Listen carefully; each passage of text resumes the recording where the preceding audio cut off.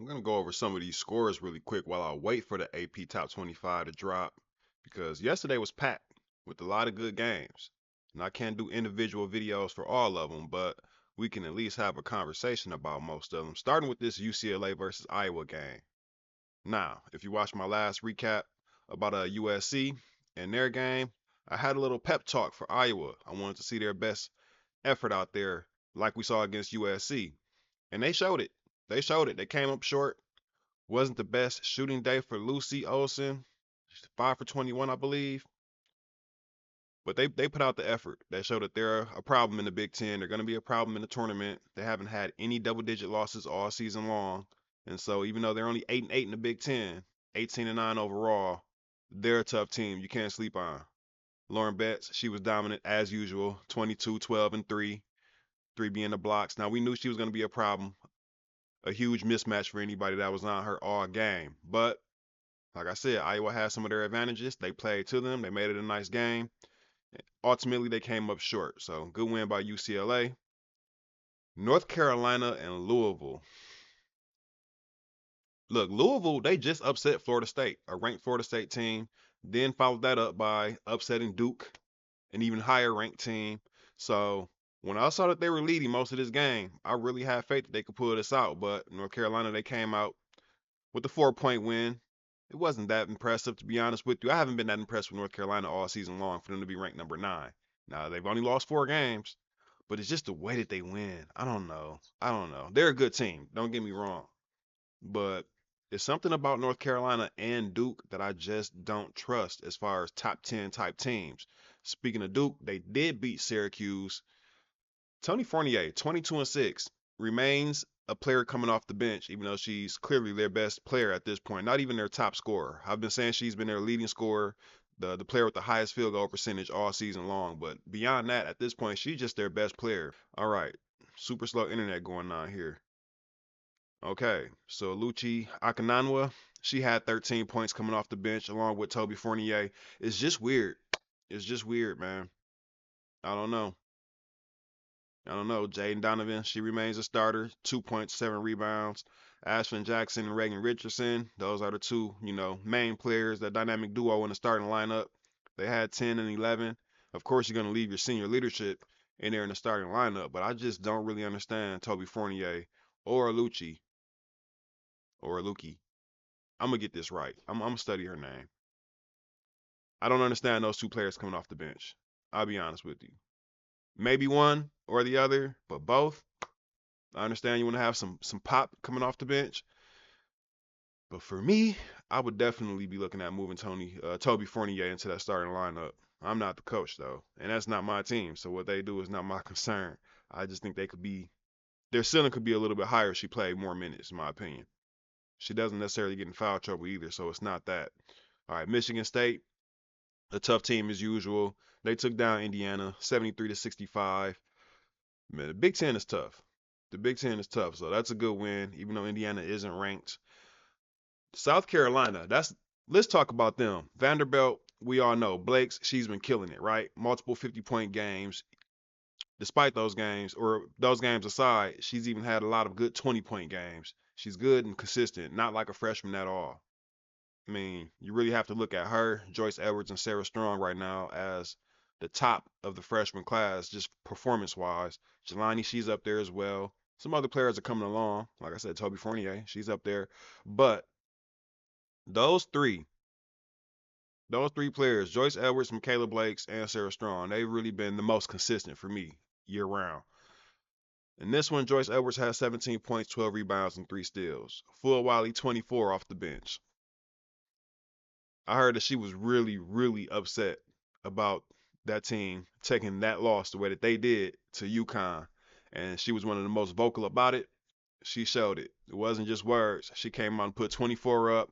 Her defensive effort, her athleticism on defense is one thing, but the effort that she shows on top of that athleticism makes her a really dangerous two-way player. Now, I'm a huge fan of both of those girls. I don't know why girls came out like that. I'm a huge fan of both of those girls, but mainly because they're both from South Carolina and they're playing for South Carolina. So I always like to see that. Love that. I stick by what I said as far as Joyce Edwards will have a statue next to Asia Wilson. I just think it's gonna happen. All right, Oklahoma, Reagan Beers, 30.7 rebounds. Yeah, wasn't much of a competition going against Arkansas. They're only 9-20 this season. It sounds like the birds are having a fight right in my windowsill right now. This was the game of the day, in my opinion. This was a game of the day, and I'm actually gonna give this one its own breakdown, so I won't stay here too long. Notre Dame versus NC State. Sonia Citron, she was huge, huge clutch three, push it to overtime. Um, Zoe Brooks, 33 and 10. She was going at Hannah Hidalgo. We all know they played together. They were middle school teammates and stuff like that. So they have some history. Obviously, she has no fear of Hannah Hidalgo because of that familiarity. They were going at each other all game, and she got the better of this one. 33 points, 10 rebounds. It didn't stop there. She also had some good defense, too. I believe she had, what was it, one block and two steals? Let me just pull that up. Yeah, so Hidalgo had 26 points, 5 rebounds, 3 assists, 2 steals, and a block. Zoe Brooks had 33 points, 10 rebounds, 3 assists, 1 steal, and 2 blocks. So, a two-way play displayed by both of them. Man, Olivia Miles is tough. Sonia Citron is tough. We all know that. Liatu King, she's tough. 16 points and 14 rebounds, 4 steals, and 2 blocks. What WNBA team are we going to see her on? She's been slept on. I'm seeing her creeping up some mock boards, but just the chatter hasn't been loud enough for King. I feel like she's a very, very good player that hasn't had nearly enough publicity this season. The one player, no, wait, let me give everybody else their props on NC State because besides Zoe Brooks, Zaza James was cooking. She had 20 in this one, 5 rebounds, 2 assists, a steal, some clutch shots. I told you guys earlier in the season, she reminds me a lot of Kelsey Mitchell, not just because they're left-handed, but they're just a bucket, a tough bucket. Sanaya Rivers, 14 points, 13 rebounds. That's all cool. 2 steals, 3 blocks. We know where she is defensively. 9 assists. She almost had a triple-double in this one.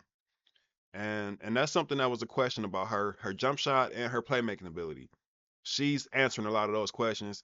I should see her moving up a lot of mock. I don't really care about the mock draft boards like that. It's all about what the teams actually decide to do come draft day.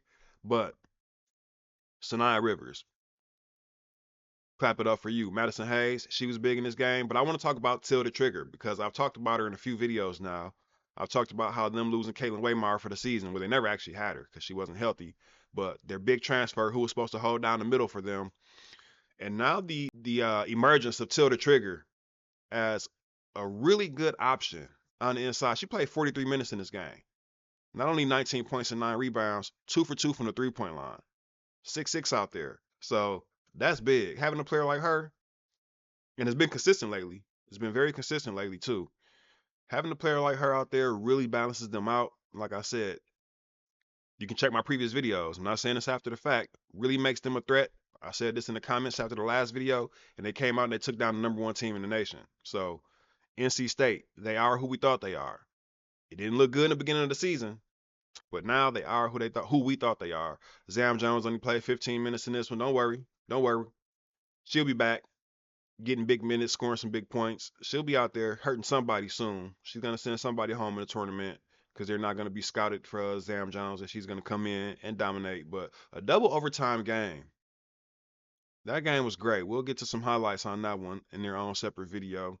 I really don't like touching the highlights too much. They be at me with those copyrights, y'all. That's why you haven't seen me break down a lot of video lately. It's not because I'm lazy or because I don't like digging into the film.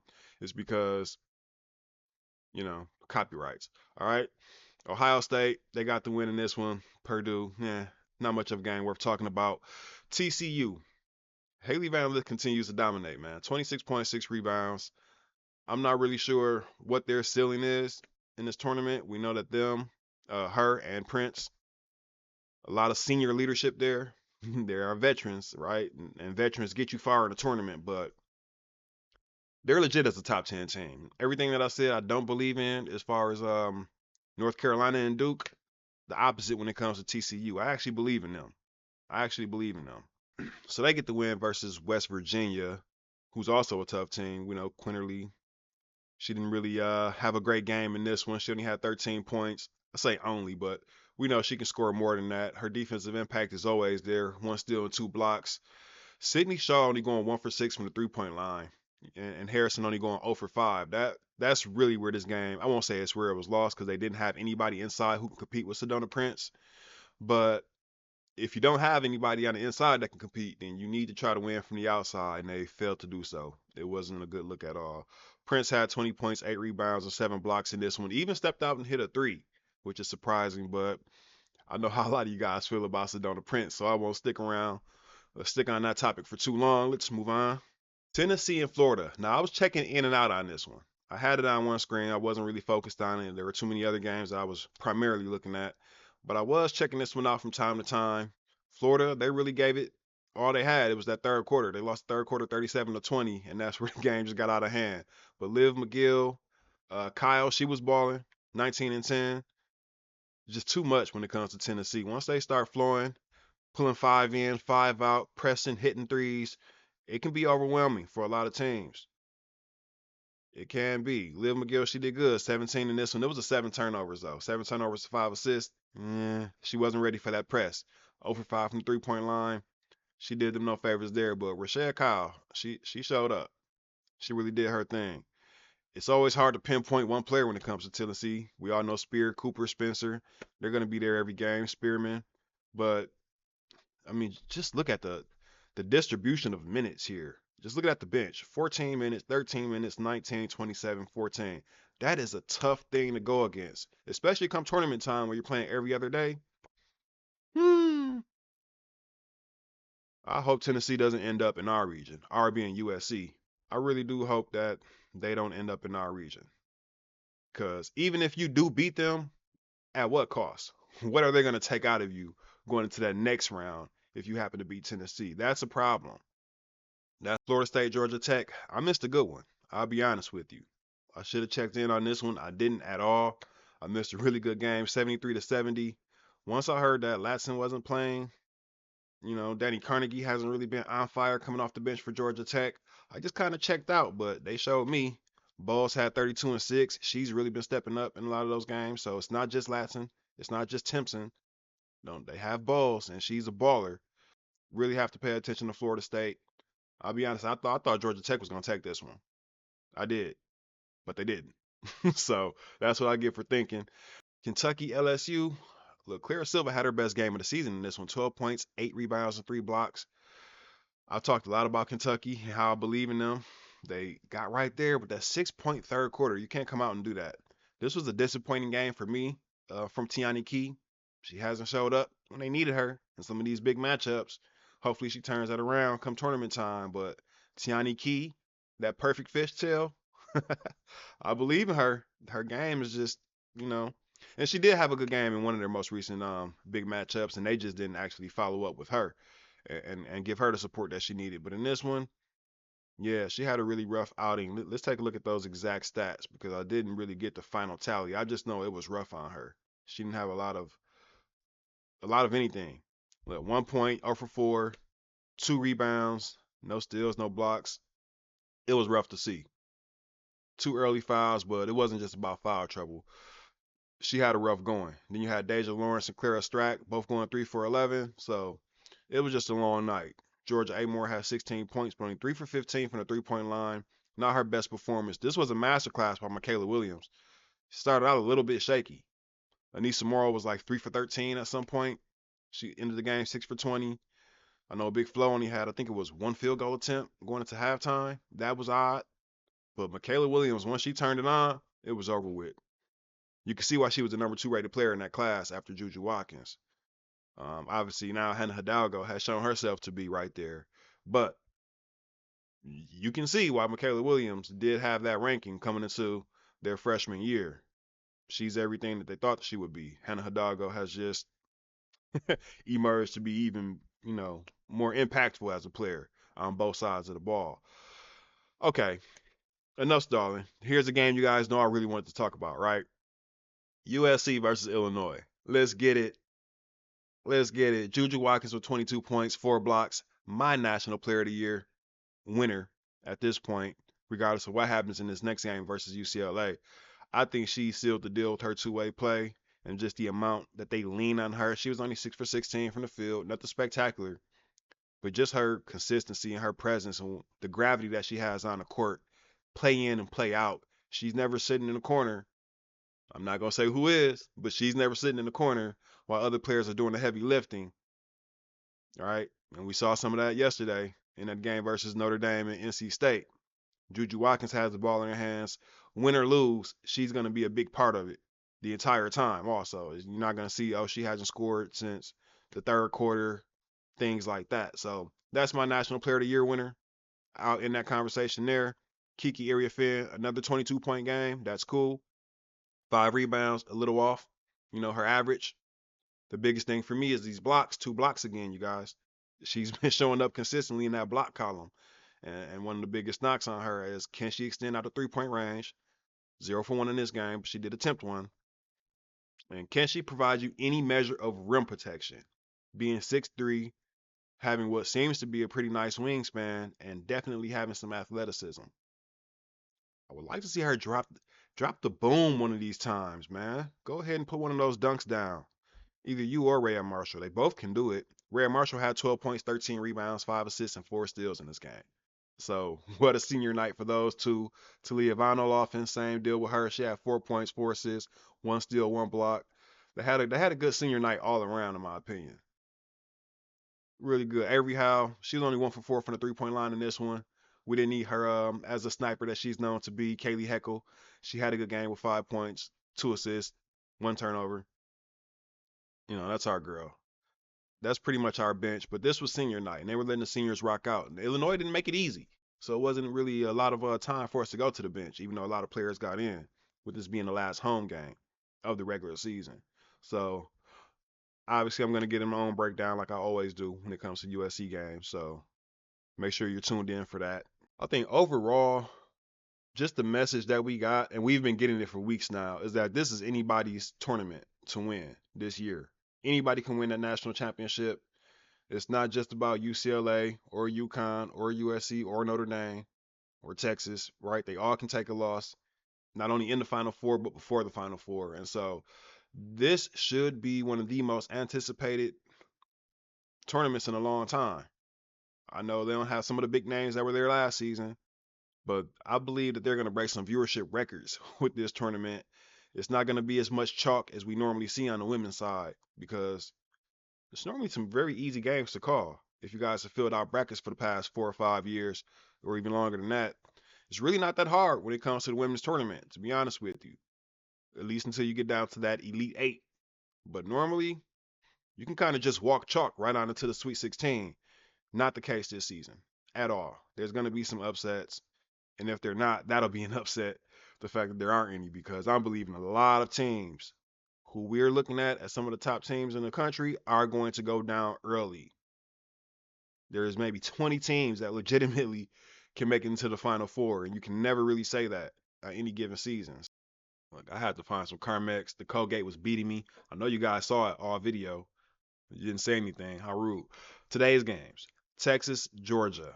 Texas has to win this game to stay atop the SEC. They're tied with South Carolina. If they want to maintain that top row going into, well, a top spot going into the SEC tournament, they have to win this game, and I'm confident that they will. The bigger game for me, or which should be the better game at least, is Baylor versus K-State. 2 ranked teams in that Big 12.